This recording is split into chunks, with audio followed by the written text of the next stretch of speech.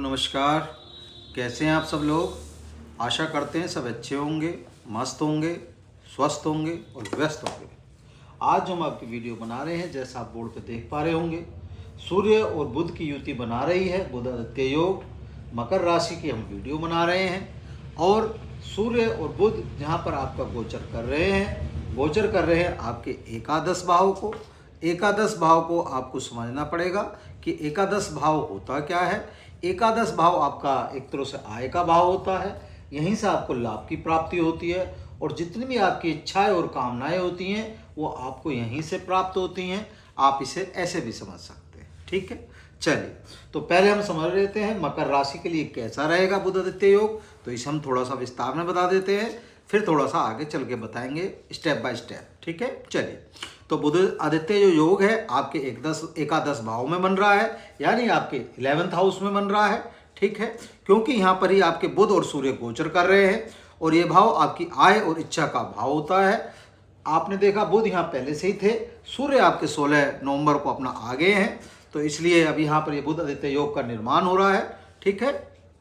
और यहाँ से आपका जो ये भाव है आपकी आय और इच्छा का भाव होता है और यहाँ से आपको लाभ की प्राप्ति होती है और आप यहीं से अपनी कामनाओं की पूर्ति करते हो।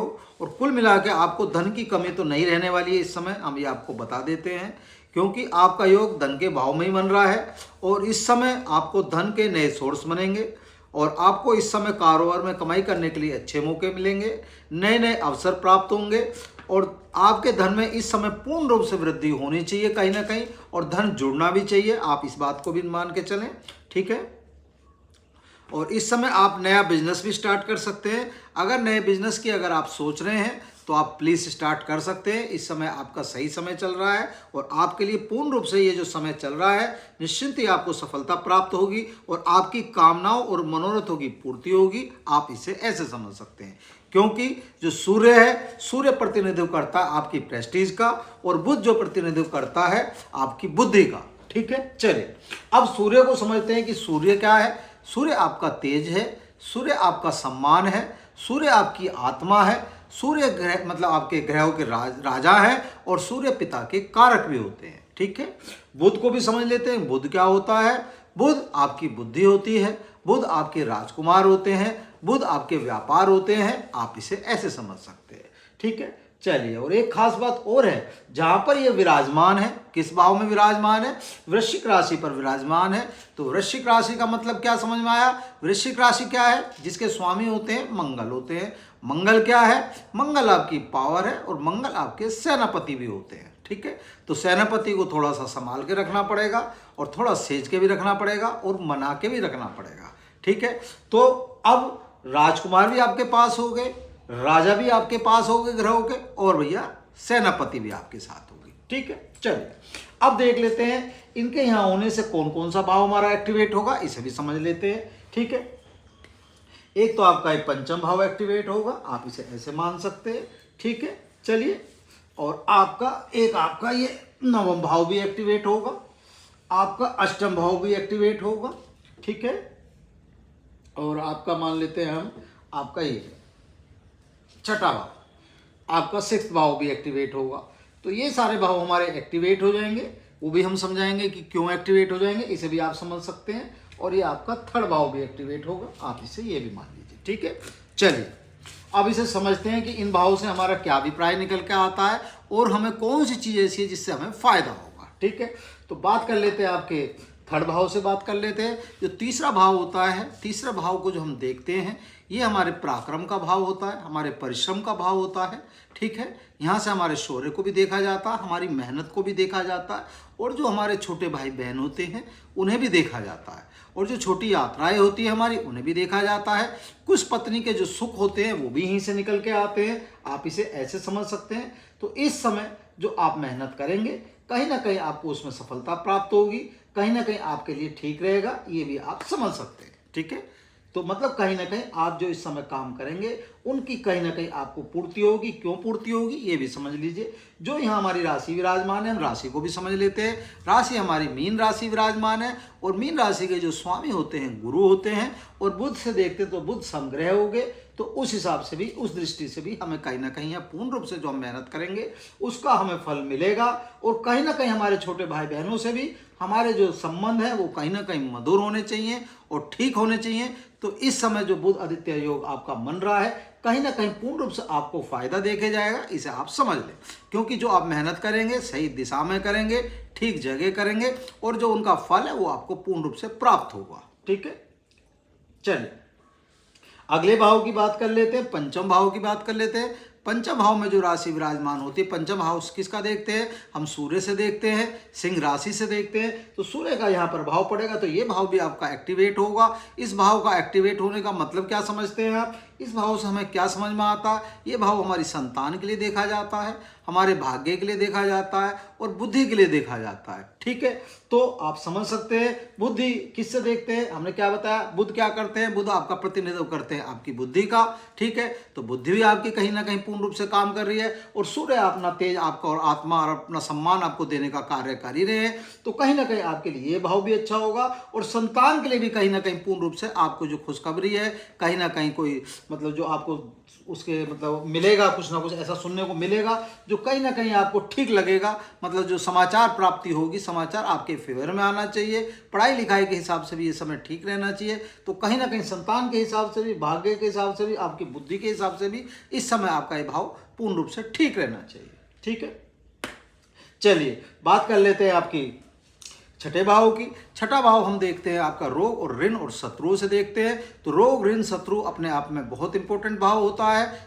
ठीक है, चलिए तो यहाँ जो राशि हमारी विराजमान होती है, यहाँ राशि हमारी मिथुन राशि विराजमान होती है, जिसके स्वामी होते हैं बुध। और बुध क्या है? बुध आपके पहले ही यहाँ पर बैठे हैं। तो बुध का यहाँ बैठने का मतलब क्या समझ में आता है कि ये भाव हमारा एक्टिवेट हो गया।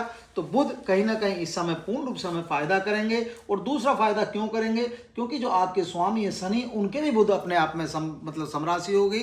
तो समराशि के हिसाब से भी कहीं ना कहीं इनका मित्र का पर्व आ गया, तो इनका भी आपको मित्रव्रत पर मतलब परिणाम मिलेंगे। यहाँ भी इस हिसाब से अगर हम देखते हैं तो इस समय हमें फायदा होगा।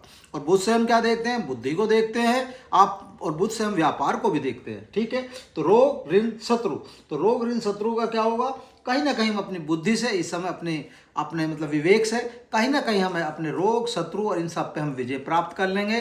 कहीं ना कहीं पूर्ण रूप से ये हम अपने काम कर लेंगे। और ऐसा हो ही नहीं सकता जहाँ सूर्य और बुध अपनी अनुकंपा दे रहे हो आपको, तो कहीं ना कहीं आपके फेवर में होगा। क्योंकि ये जो हमने राशि बना रहे हैं बुध आदित्य योग के हिसाब से जो हम देख रहे हैं, मकर राशि के लिए पूर्ण रूप से फायदेमंद होगा, इसलिए हम ये वीडियो बना रहे हैं। ठीक है, चलिए बात कर लेते हैं आपके अष्टम भाव की। अष्टम भाव पे भी सीधा प्रभाव पड़ रहा है। क्यों पड़ रहा है? यहाँ भी सूर्य का आपके ऊपर पड़ रही है कि राशि जो बैठ रही है आपकी सिंह राशि बैठ रही है। तो सूर्य का यहाँ मतलब आप समझ सकते हैं, सूर्य की अनुकंपा आपको यहाँ भी प्राप्त होगी। और सूर्य का यहाँ होना आपके लिए ठीक है।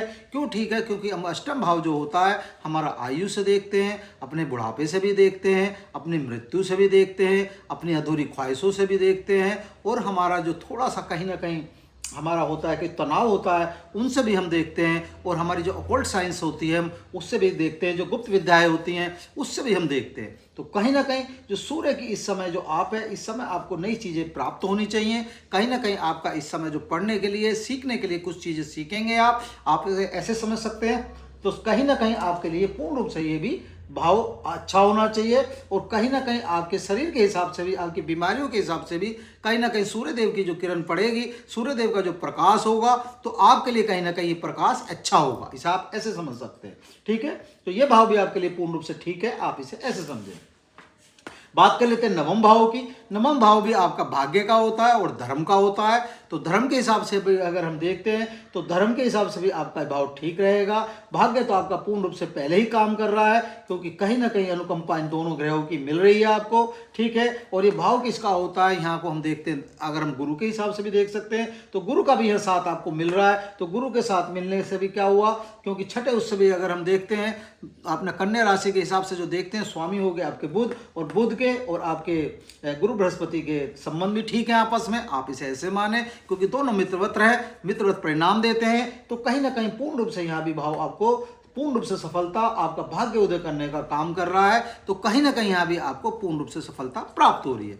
लेकिन धर्म का थोड़ा सा ध्यान रखें। धर्म के नाम पे जो, अगर आप आस्था के नाम पे जो भी कुछ खर्च कर सकते हैं वो आपके लिए पूर्ण रूप से कहीं ना कहीं ठीक रहेगा। इसे आप ऐसे समझ सकते हैं। अब आ जाते हैं हम एकादश भाव पे।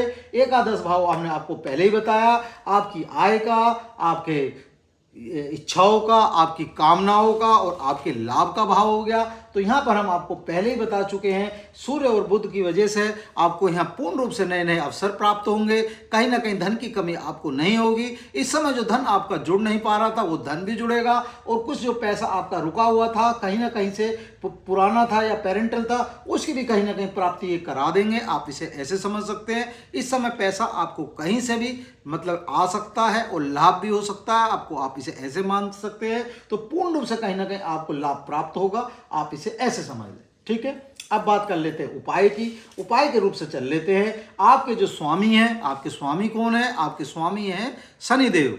तो शनिदेव के हिसाब से क्योंकि ये भाव हमारा, अगर हम उससे भी देखते हैं तो यहाँ 11 भाव को भी, अगर एकादश भाव को भी हम देखते हैं तो यहाँ कुंभ राशि से भी देखते हैं, और कुंभ राशि के हिसाब से भी अगर हम यहाँ देखते हैं तो यहाँ शनिदेव का भी साथ मिल रहा है। तो अब यह भी आप समझ सकते हैं। ठीक है, तो कोशिश करें शनिदेव का भी अपना पूर्ण रूप से उपाय करते रहे। अगर शनि चालीसा का पाठ कर रहे हैं या शनिदेव के ऊपर तेल वगैरह चढ़ा रहे हैं तो वो भी कहीं ना कहीं आपको फायदा देगा, लाभ देगा।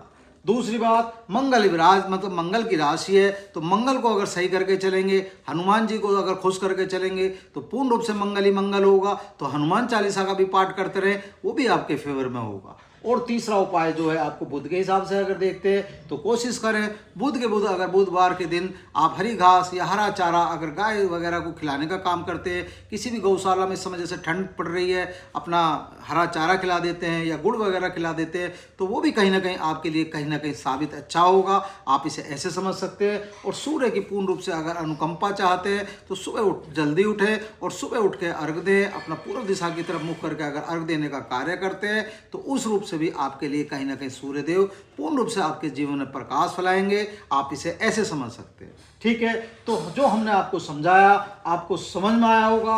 वो छोटा सा और फ्री के उपाय हमने आपको बताए, कोई इतने बड़े उपाय नहीं बताए। अगर इस उपाय को भी अगर आप कर लेते हैं तो कहीं ना कहीं आपकी ज़िंदगी में एक नया बदलाव, एक नया चेंज, एक नई आशा की किरण आपको दिखाई देगी। इस बात को हम मतलब आपको बता सकते हैं। और ये बात आप करके जब देखेंगे इस प्रयोग को तो आपको लगेगा भी कि हाँ हमारे जीवन में चेंज आया। वो छोटे छोटे प्रयोग बताते हैं, हम कोई इतने बड़े प्रयोग नहीं बताते और फ्री के प्रयोग बताते हैं। और ये प्रयोग ऐसे भी नुकसान नहीं है, कहीं ना कहीं आपके जीवन में बदलाव लाने का कार्य करते हैं। कि सूर्य के अगर अनुकंपा पूर्ण रूप से चाहते हैं तो छोटे छोटे से उपाय करें। ठीक है, और बुध आदित्य योग का आनंद लें। ठीक है, धन्यवाद।